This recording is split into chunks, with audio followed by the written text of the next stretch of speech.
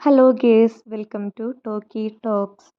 ഇഗ്നോ യൂണിവേഴ്സിറ്റിയുടെ passing mark സാധാരണയായിട്ട് അസൈൻമെൻറ്റിന് കുറഞ്ഞത് 40% മാർക്ക് വേണം. ടേം ആൻഡ് എക്സാമിന് കുറഞ്ഞത് 40% മാർക്ക് വേണം. ഫോർ എക്സാമ്പിൾ, പരീക്ഷയ്ക്ക് 100 മാർക്കാണെങ്കിൽ 40 മാർക്ക് കിട്ടണം പാസ്സാകാൻ. അസൈൻമെൻറ്റിന് 100 മാർക്കാണെങ്കിൽ 40 മാർക്ക് കിട്ടണം. പക്ഷേ ചില പ്രത്യേക കോഴ്സുകൾ, അതായത് BEd, MBA മുതലായവ ചിലപ്പോൾ മാർക്ക് ക്രൈറ്റീരിയയിൽ ചെറിയ വ്യത്യാസം ഉണ്ടായേക്കാം.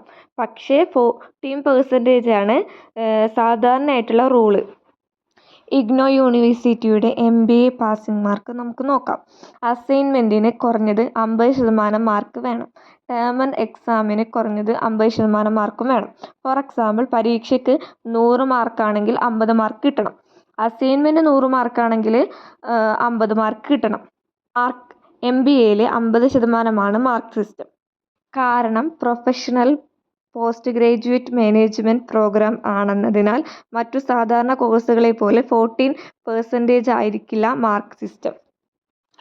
ഇഗ്നോ യൂണിവേഴ്സിറ്റിയിലെ പാസിംഗ് മാർക്ക് സിസ്റ്റം അസൈൻമെൻറ്റിൻ്റെ മാർക്കും തമ്മിലുള്ള കാൽക്കുലേറ്റ് ചെയ്തിട്ടാണ് നമ്മൾ പാസ്സായിട്ടുണ്ടോ അതോ ഫെയിൽ ആയിട്ടുണ്ടോ എന്ന് ക്ലിയർ ആയിട്ട് മനസ്സിലാവാം.